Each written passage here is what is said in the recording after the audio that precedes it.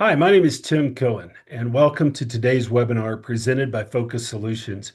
Today, we're going to take a pretty deep dive into maybe the least sexy part of technology these days. We talk a lot about data, we talk a lot about security, we talk a lot about various things on the AI side, but today we're going to actually look at the plumbing.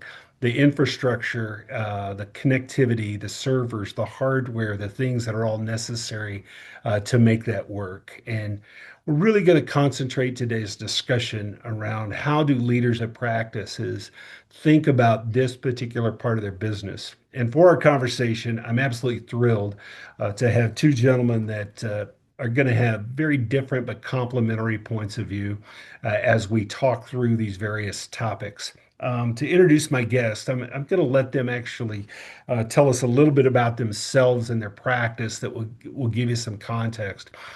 First is Dr. Jeremy Hubbard. The white lab coat is legit. He still sees patients, but because he's one of those guys that doesn't need a lot of sleep, he is also the CEO and the physician of his practice.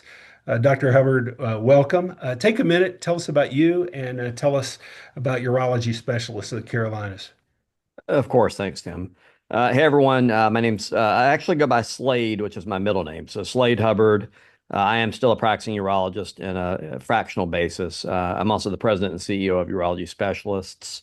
So we're a large private group in North Carolina, multi-regional. We just consolidated three private groups together across different cities in North Carolina in the last year.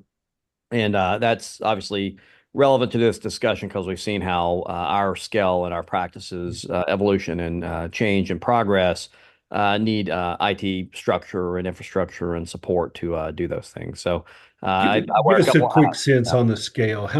Roughly how Yeah, many so we've got providers, we locations? have let's see, 10 offices, adding two more this year. So we'll have 12 offices. We're in Charlotte, Greensboro, and Hickory is another smaller market. Okay. We're about an hour and a half apart from each other. So we're about 75 providers right now, scaling to about 85 this year with just organic growth. Okay. We're going to be somewhere in that realm of, probably the second to third largest private urology group in the country that's not private equity Okay. based. So All right. right now we're somewhere in that number three spot-ish, depending on your metrics. But we're a large private group, some others similar in scale, but there's not a whole lot bigger than us from a private practice Awesome. perspective. Awesome. So, two points of view, both practicing physician when we talk about IT and sitting in the CEO chair. And his counterpart, not only for today's conversation, but in general around this question, is represented by Jonathon Graham. Jonathon runs technology for U.S. Specialist Management, USSM as we call them. Jonathon, welcome. Tell us a little bit about you and USSM. Yeah, thank you, Tim. Thanks. As you said, I lead the technology, strategy, and tactical fronts for USSM. We are a managed services organization, which means, I have responsibility not only for our corporate infrastructure, but provide guidance to all of our practices. We have seven groups, partner groups, under management today, span several states, primarily in urology. We are expanding out and do have a otolaryngology practice in the St. Louis area. So I get a really interesting, complex perspective on different environments that total pushing 250 physicians and about 2,500 users across all of those environments. Awesome. So it's a lot of fun. Good. Well, guys, welcome. I want to jump to the first question when we think about IT, um, is how do you guys, from your respective chairs, think about this from the perspective of a tool for your business? Granted, there's this part of it that's kind of like electricity, right? It's required. You got to have it. We don't do things on pencil and paper anymore. So that's very much part of today's conversation, the foundational utility part of IT that's necessary. But given your organizations and what you're doing with growth and scale, how do you think about this strategically, this part of the business? Yeah, there's software and there's data and there's security, but the infrastructure and operations. Slade, let me start with you, kind of from your maybe CEO's chair. Um, Yeah, I mean, obviously we've had the experience of changing everything with our company in the last year as we've evolved. And so we went from probably multiple smaller mom and pop solutions, which weren't really idealized or optimized, to trying to find an optimized solution. And so, it ties into multiple things, right? It ties into your operations, right? Like if you think of phones as IT, data as IT, all this thing, or data as an operational value add and so yeah, forth. So, how you run your practice practically and operationally, the yeah, IT infrastructure is important to that. And then obviously, as we look at ancillary service lines, which are really key for our specialty, yeah, data is important for that as well. So, you can't really run a good medical practice without a good IT infrastructure. You just don't yeah, operate well if you yeah. don't have it. And it is a lot bigger than just the computers, right? With especially Right. with medical devices now that are pushing data. So, Jonathan, Slade used a word there. I'm curious, from your perspective as an IT leader, this question of, okay, I've outgrown my old solutions, right? Because when we first get started, you buy what you can afford, right? Everybody can't Mhm. afford the Department of Defense's answer to everything. That's right. Um, so the business is starting to run into some ceilings, but it's really painful and it's really expensive to trade up.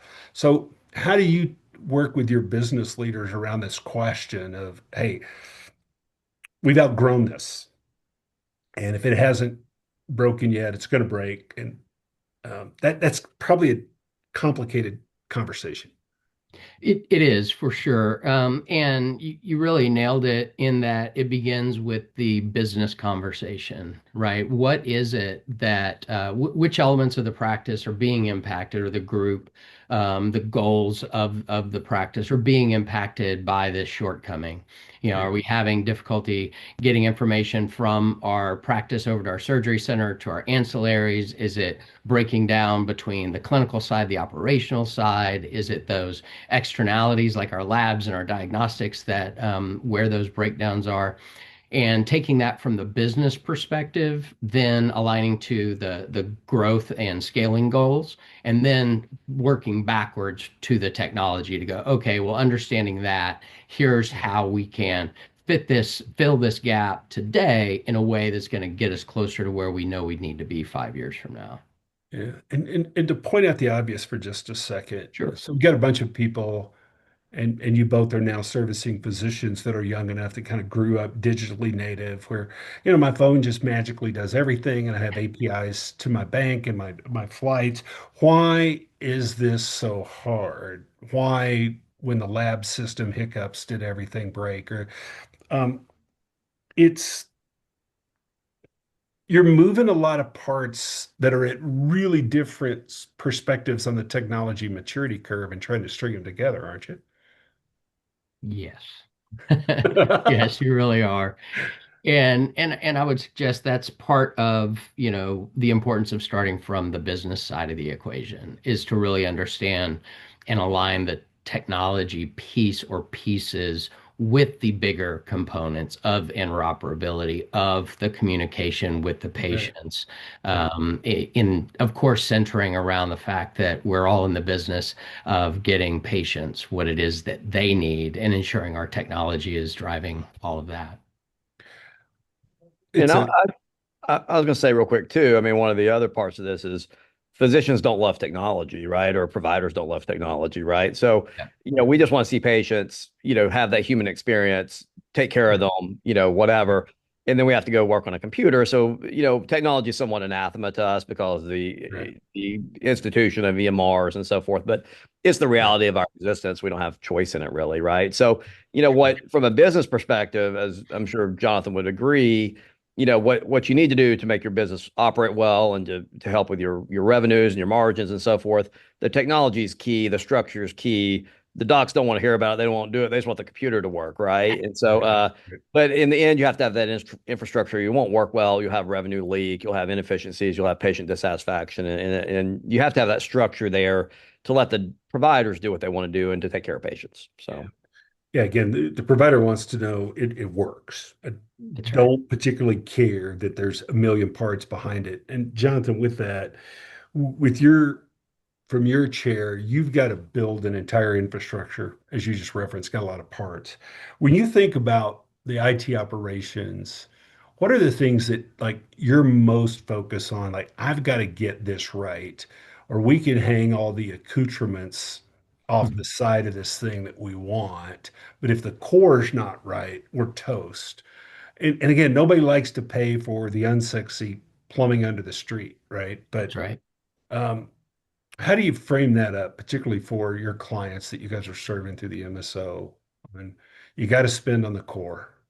Yeah, you do. And the two critical components at this juncture are going to be on the security side, Yeah, and on the redundancy side. To the analogy of plumbing, you've got to make sure if one pipe breaks, that you're not waiting for a yeah, construction crew to fix it. You yeah, have to have some secondary pathways, some fallback procedures and processes in addition to the redundant technology, just to keep all of that working. And then on the security side, that's the tip of the spear. All of that can work well, and if you're not covering all the right bases on the security side, it can cause some serious problems. I'm gonna come back, Slade, to this question a little bit at the end, but let me prompt it now. So you set and look at the economics of it all, right? You look across the practice on revenue we're producing, you know what your expenses are. Um, when you think about your IT spending, what's the benchmark that you use? Is it just year over year growth, or how persuasive the tech guys are when they sell it to you, or percent of revenue or cost per provider? Because again, a lot of this core, you hope some of it you don't ever use, right? It's kind of like insurance. So how do you Mhm. decide how much you're willing to spend? Yeah, I mean, you got to look at. So we would look more at cost per provider as kind of a simple metric, and then the question is objectively proving the value add of a technology is really hard, right? Like, Right. did that phone system actually mean we made 5% more revenues this year? You're never going to prove that. So a little bit of it's soft, but that's the way healthcare is, right? Like it's really hard to Right. objectively prove a cause and effect relationship in some of these things. Now, if you go ask, especially private practice, like we are like, hey, we got to go spend all this money on something. I mean, go ask docs about spending money and they're not going to be very happy about it, right? So Right. we don't like spending money, but you have to have logic behind it. You have to explain, like, look, we're going to operate better here. The value add is we'll have more patient satisfaction, we'll have more patient throughput, we'll have an efficiency. So you have to prove the value add of a software or a hardware or a cost to make it work. But a lot of it is more philosophical, based on generalized data that you can support it with. But it's sometimes really hard to prove that objectively. But that's how we look at it, as more as a per provider spend and using logical sense about how to spend our money. Yeah. And to Jonathan's point, some of that spend you hope are insurance policies that you never use, right? Why am I paying for a redundant connectivity? Well, the storms that have hit the United States in the last week or so maybe have made that argument a little easier, right? Right. Because Jonathan, you get pressed, I'm sure, sometimes to deliver an ROI calculation. What do you do when there's just not one? Like, hey, this is the price of electricity. This is the price of, the sewer system. Yeah, I mean, I frame some of those things like electricity and sewers as that is just a non-negotiable. It would be great if we could operate without the additional expense of 4 or 5 different key components on your security stack. Yeah. But we can't, and so I would tend to frame that as the more of the threat that if we don't spend this, here are the risks that could result for Right. not doing this. And that cost benefit analysis typically weighs, if you have approached those investments responsibly, that risk is consistently outweighed by the investment. Yeah. And that's where, Slade, you kind of get to this intersecting line of how how do you best sleep at night, right? If you're exposed and your infrastructure is going to break down, that'll keep you awake at night. If you're spending too much and it's killing you economically, that'll keep you awake at night. You're really trying to find that sweet spot in Yeah. between. And we're all getting pressed. I mean, right? I mean, there's revenue compressions facing, we're all Yeah. facing that. So, I mean, the security is important, right? I mean, if you get a security breach and I mean, you can have significant liabilities that cost you a lot more than your insurance policies are, right? So I agree with Jonathan. We're investing in a good security portfolio as well, and being careful with that and conscientious with that. So. I'll do a small commercial. We're going to have another webinar specifically focused on security later this year, so stay tuned. We'll keep you apprised. Guys, I want to ask you a question that in the beginning sounds a little Pollyanna-ish, but I want to ask you, what does good look like on the IT side? Again, we'll talk about data and security and some things like that later. And I get, Slade, I'm guessing the physician's answer is it works. And there's not a lot more behind that. But when you guys are looking at this and you're making decisions on where to invest and how to invest, how do you decide what good looks like? Because there's always more. There's always somebody that wants to tell you you could or should do more. Yeah, I think it depends. I mean, the end user, as a provider, we just want the computer to work, right? The internet to work. But at a practice level, the providers aren't necessarily seeing the patient throughput, the efficiencies, the data, right? I mean, you need to be able to get your data out of the system. You need your data to be meaningful because that's what's going to drive your strategy. So, from the day-to-day operational things, it's pretty simple, like a good EMR, a good internet connectivity. You're not going down. I mean, if you lose your internet connection for a day, I mean, you might as well shut up and go home, right? It's like being closed for a snowstorm like we just faced. I mean, you lose a lot of money just shutting down the office for a day, but that happens, and thank God it doesn't happen very often. But it's disastrous when it does. But holistically at a practice level, it's going to be more based on infrastructure, patient throughput, efficiencies, data, driving your KPIs and driving your strategy, I think. So, Jonathan, for you, from the technology leader standpoint, how do you define good for yourself and then for those physician practices you serve? Yeah, I mean that's some key metrics like you do your financials and everything else is just you mentioned it, the trend lines. How long is it taking when we face those disruptions? How quickly are we positioned to address them, get things Right. operational again? What does that risk profile look like? Being diligent in things like security risk assessments and having a broader roadmap to ensure that you are making progress towards the greater goals every year. And then making sure most of the time it does work when the Yeah. physicians are in the room and they need Yeah. they need to see patients. Both of you are in organizations that have got some size. Jonathan, in your case, you're supporting a lot, but Yes. collectively big. And Slade, as you mentioned, you guys are one of the largest private urology groups. Good probably has some new criteria as you start to scale, as you expand geographically. What are some of the new challenges that have come with scale that when you were just in a smaller standalone practice, maybe they weren't as high on the priority list as they are now? I mean, you've got change management, which is really challenging. I mean, that's not really your question, but that's always a Yeah. problem when you're doing these things. You just have to have the right cultural fits. You have to have people to have patience and understand it's not going to be perfect day one, right? But Right. there's lots of little. I mean, integrating multiple groups like we've done, we merged three groups together at the same time. You brought three disparate, systems. We came under one EMR. That was challenging, obviously, but then integrating the phones and integrating our emails and all those things, the complexity is quite significant, right? I mean, just like a simple thing like getting us all converted over the same email and so forth, and we had a new URL. Those things are quite challenging. Now you can get through it, but there's a lot more work involved than probably you would expect. So Right. Right. there's a myriad number of challenges, but they're all surmountable. Yeah.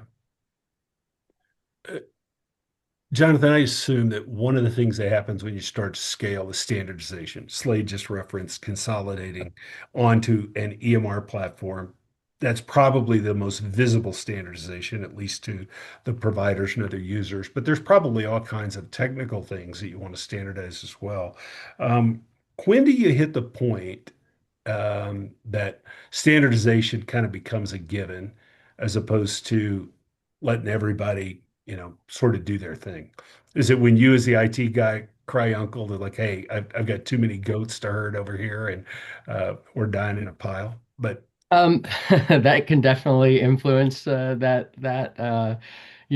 cry for help to say, hey, we can't. We need to give the providers, the business unit leaders, the flexibility to see patients the way they see them, to follow up the way that they need to. But that does have to work within a standardization framework. Otherwise, you have this leakage that yeah, I can't let this office use Dropbox and that office use OneDrive or et cetera. right, It has to all be in the same place, or those risks accelerate and we lose traction on some of those investments because we're playing cleanup. So a lot of that is just tracking those metrics along the yeah, way and making that business case that we'll still allow framework within a reasonable degree, okay, but we are going to have to standardize a few things. okay.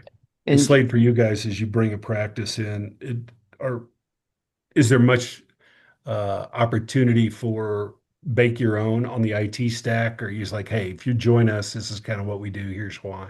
I mean, obviously we have different models, right? We're a partnership. We're one tax ID, Jonathan's group's an MSO. So they have more poddedness, I would say, and more Yeah, individual. I mean, the groups still exist. They're just working through the MSO. right, Because we came together as one group, we actually assimilated everything together. We're still assimilating. I mean, we're 6 months into it roughly, but we're still assimilating all those things now, and get everything aligned. But, part of it's the calculus, right? You look at it, well, every group can do everything differently if they want to, but the cost of that's going to be, right, 30% more. And so we right, all look at it together and say, well, we don't want to pay 30% more. Let's figure out how to do this collaboratively together, pick the right solution, and we do it together. So we have aligned around the same tech stack together as a group yeah, of three. Now, let's say another group wanted to just join us and they wanted to have some variance from something that's basic, yeah, if it's allowable and it's not cost prohibitive. We're practical. right, We're led by our physician group. We're reasonable and right, practical, but we're trying to get on the same page because that ends up being more cost effective, more efficient. Just now we're getting like our emails assimilated. So I've been struggling just sending out like an email to every doctor from every division because we have three different divisions until recently when we got our emails communicated because now I can send an email that yeah, goes to all the partners and all the right, doctors and all the APPs. But right, simple things, but operationally for 4 months, I'm like sending an email and then I have to send somebody else to forward it to all the other right, people. right, It's a pain in the butt, right? So this makes it a lot simpler as you yeah, assimilate into that structure in a model like ours where we are one company, we are one practice. So yeah. So, Jonathan, it's like pointed out, you guys are different, right? You're an MSO. You serve seven independent groups as opposed to one partnership. How do That's you right. manage the standardization question? Use the example of like, Dropbox versus OneDrive. Do you have Sure. other places that is like, now these are non-negotiable. If you join us, this is what we're doing.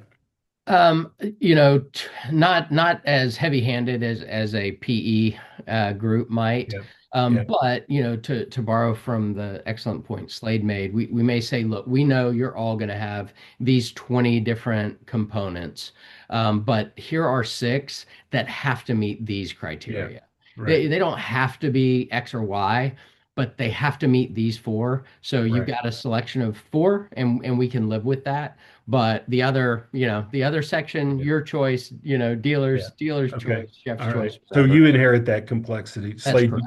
you have to cross the change management chasm on standardization. Jonathan, you got to live with more dogs and cats. That's exactly correct. Let me change gears. Let's talk about how we get this done. And it's really the question of what do you do in-house and what do you outsource? Um, uh, Look, some people like, hey, I never outsource anything. It's like, well, you don't generate your own electricity. So we all make some decisions somewhere about what we're going to do and what we're not going to do. Slade, from 100,000 feet, before we kind of dive into the particulars, how do you guys think about this question broadly, not just IT? Like, what do we want in-house? What do we want to partner with somebody that this is what they do for a living? And then how did that influence how you think about the IT side of this decision? Yeah, I mean, I think part of so we have a hybrid in our group. So some things are, within the house in-sourced, some things are outsourced. We have outsourced IT for years, but we had more of a local community, MSP partner in Charlotte that wasn't healthcare specific. So obviously we switched over a year ago, roughly with you guys. Um, and the reality for us, for me, is if we wanted to do this internally, I'd have to go get a bunch of people who, in theory, know what they're doing, and I have to hope they know what they're doing, and then have them run it. But I'm not foundationally knowledgeable enough to know if they're doing it well or not. And Right. so technology for us is very simple to outsource, in our opinion, because Okay. we just don't have the knowledge base inherently to do it ourselves. And if you hire somebody that doesn't know what they're doing, you're just going to be in a quagmire, right? So Yeah. it was reasonable for us. Operations we keep internal. We have a hybrid of RCM with an outsourced and an Okay. internal team, but Okay. this is very simple to outsource, in our opinion. Well, the good news is I outsourced my urology care as well. I decided not to do that myself. So there are some things that you want to trust folks that are the experts. So, Jonathan, from your standpoint, do have the capability if you wanted to, manage all the various skill sets, and the number of skill sets you got to have now is a lot. How do you think about the question of what do you want to do in-house and what do you want to use a partner for? Yeah, I think of it as those things that are very nuanced and very specific, particularly to the providers, things like content management within the EHR, easy Yeah. example. To have someone in-house to manage that section of your technology makes a lot of sense. It's Yep. going to help in velocity of change and all of those things, in frequency of change versus being exclusively reliant upon outsourced provider. Whereas those larger, more complex things like your wide area network management, your cybersecurity management, those are very difficult to maintain internally because they do change so rapidly. Yeah. Finding a single or even two people with the depth and breadth of all of those various technologies and the time to stay ahead of them as you can find in a larger scale technology management partner like a Focus, or others. I mean, that is done very well in the market by several groups, right? That's really that delineation point to me. Are they things that are very specific to our group and very important to our providers, that change a lot, or are those things that do change at a much broader scale and require four Right. or five man teams in different areas that really makes the most sense to outsource? Well, the other thing, and Slade, you referenced the question of am I even smart enough to hire those specialists? But I need so many. Even if I could hire them, I don't need all of one, right? I occasionally need a left-handed Irishman who can, kick a football. I just don't need one of those all the time. And if you try to hire that into house, it's hard on the efficiency standpoint. Not to And mention I'd say the fact we're that you've got a bunch of N of ones. If somebody walks out, yeah, you and lost your knowledge. I'd say we're similar to Jonathan. I mean, we still the EMR side of things, that's totally internal because that's clinical, right? Like I actually do a lot of that. I mean, that's one of my things is I'm our EMR kind of leader in some ways when I have for my fractional time I have to do that. And then coding expertise and so forth. So I'm integrally involved in those. But we also have a chief technology officer. Now we're doing a lot of projects with mergers. So we have a CTO that's fractional that Okay. works with Focus, and we also have some team Yeah. members that are collaborative with Focus. But essentially, like if we didn't have Focus, I'd have to go get five or six or seven or eight more people or whatever it is, five or six more Right. people to deal with all the things we have to Right. do. So Right. it's collaborative, I'd say, with internal team members and the MSP Yeah. partner. That gets to a follow-up question on this outsourcing that, Jonathan, I want to ask you. Even if you decide you're going to use partners for some of this function, you've still got a couple choices, right? You could take somebody that's got a pretty broad scope and checking a lot of boxes for you, or Mhm. you could go find lots of different vendors. Uh, Yeah. how do you think about the pros and cons of either a broad scale partner or a really nichey set of multiple partners in the parts of IT that you do choose to outsource? That's a great question. I think, to be able to take those larger buckets, like we'll say managed security and then the managed services on infrastructure. Find someone that covers both of those really well. I think that is the more efficient path. And then find, more specialized partners in an area like research, or a niche area like perhaps application programming interface and things like that. So a large partner, and Slade nailed this earlier, really needing somebody that has intimate familiarity with healthcare I is wanted to come back to very that. key. Appreciate you Yeah, bringing it up. you bet. Why is that so important, you guys? Because it's, at some point, these are computers and wires and, you know, talking to the big space station in the sky or whatever. You've both brought it up though. Why does your managed IT partner need to have healthcare knowledge? Let Slade go first. Or is that almost one of those so obvious Oh, questions? I It's think he like, might be frozen. Or he's what do they call it? Mad dog in the camera. So yeah, I'll start first until that comes back. I think it's really important because healthcare is very unique in its process operations, that hybrid understanding how what happens on the clinical side right, needs to transfer to the operational and revenue cycle sides. Understanding, very importantly, the regulatory components around that. Not right. only how are you managing it, but how does the process of management need to align to keep you aligned with the regulatory agencies that have responsibility for this industry as a whole. Right. Um, Groups with a broad array of industry knowledge is outside of healthcare. I'm not saying they can't get it done, but there is just very distinct capabilities and knowledge that is unique to healthcare that really proves immensely valuable in selecting a managed service partner. Awesome. Slade, from your point of view, you had brought it up that healthcare expertise for your partner was critical. Why was it such a priority for you? Yeah, I mean, I think Jonathan hit the high points essentially. I mean, again, you don't ask the urologist about your heart, right? I mean, you have subspecialization, you have expert knowledge base. It is a whole nother world to deal with healthcare, right? In all forms, right? So people who understand that, and we did this before we switched over. We were with a community non-healthcare focused MSP partner, and the kind of the way they approach things, their knowledge base was not as robust. They weren't as kind of integrated as a single source, answer for everything. So we did have a lot of tag on dynamics and things like that. So, it ended up being more expensive for us because they weren't as comprehensive individually. So we had to Right. have more additional services to come in and supplement them. So, Yeah, sometimes if you don't know what you don't know, that gets to be really, really expensive, right? On It some does. things. Um, If I may, I yeah, sometimes, suggest that where they bring is a lot of the technologists understand the how, but where this healthcare expertise comes in is they also understand the why, and right, that avoids a lot of right. headaches. Yeah. With that, I've got a question that's come in, and for our audience, there should be a Q&A button. If you want to type a question, we'll get that to Slade and Jonathan. Um, how does as you think about outsourcing, how does the availability or lack of availability of IT talent factor into your decision? Because sometimes there are folks like I just can't find these people, right?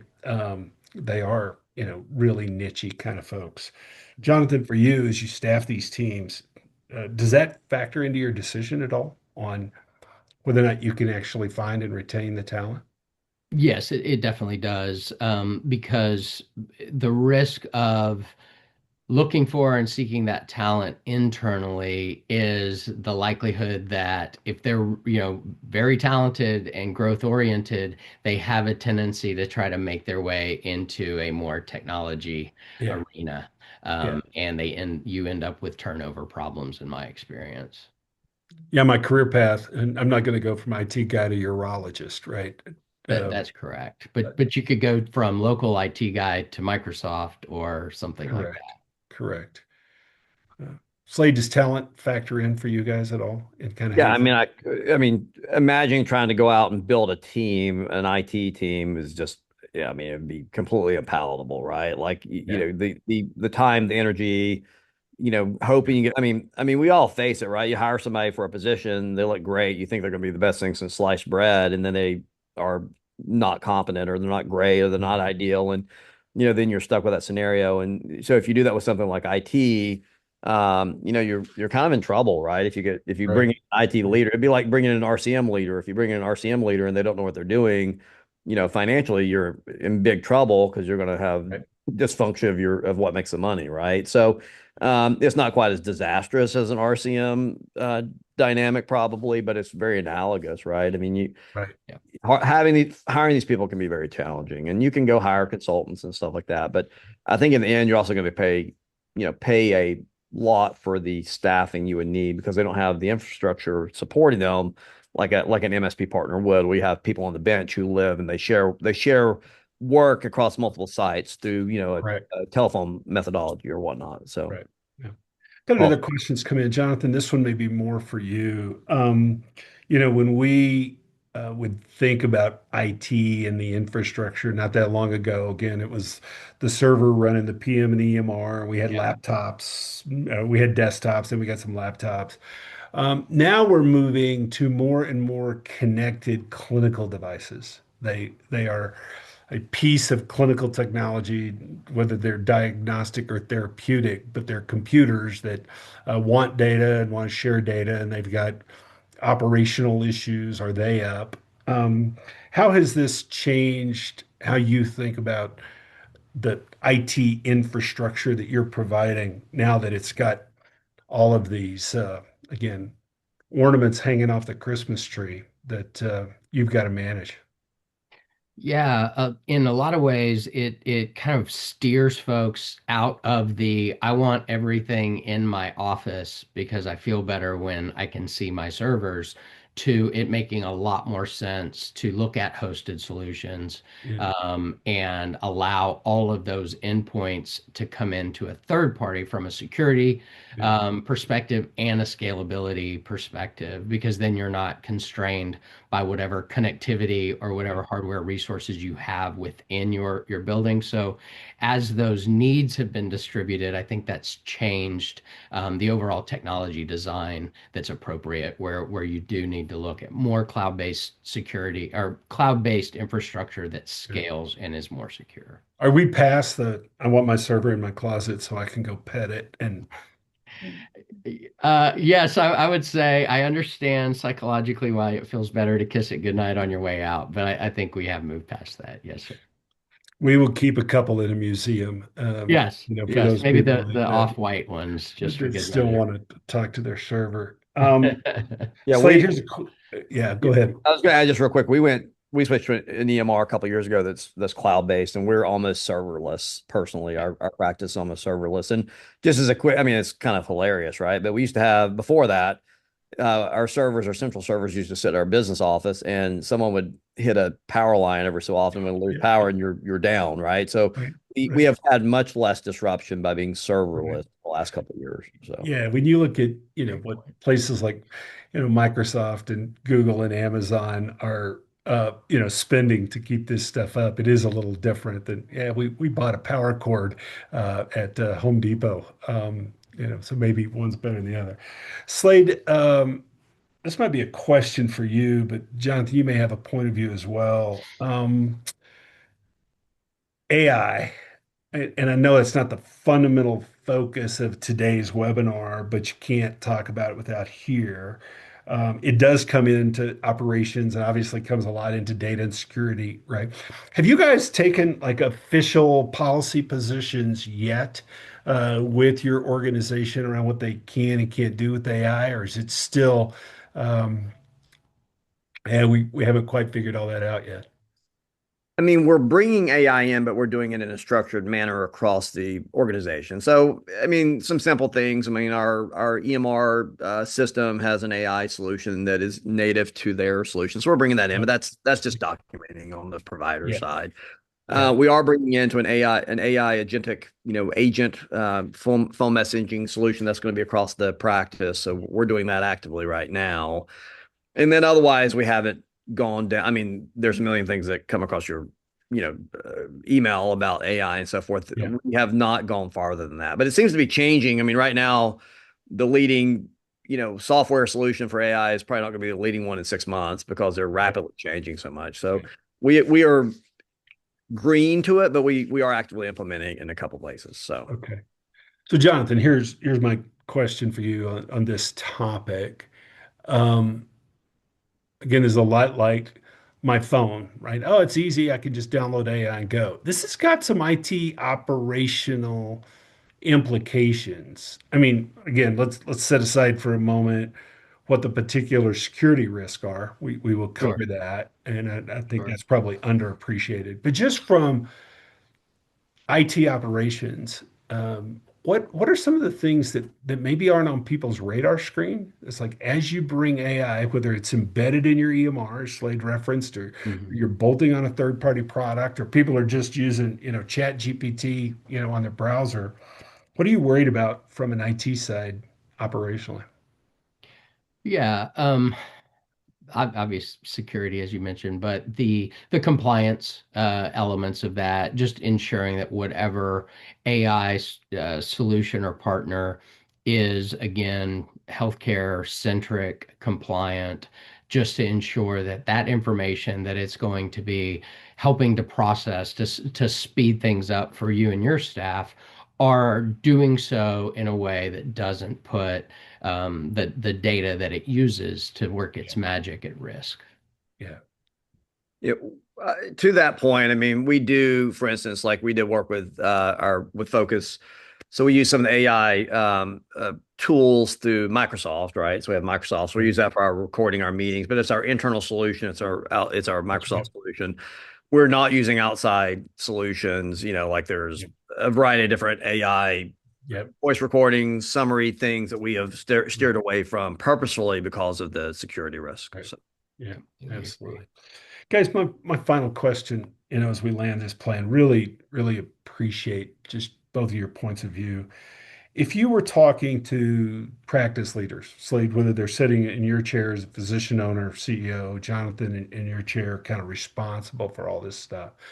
Let's say their practice is earlier in the journey, right? They've got a growth plan. They're not just going to hunker down in their little corner, but they're trying to do some things. So they're starting to run into, some of the issues that you guys have referenced, some of the bridges you've crossed.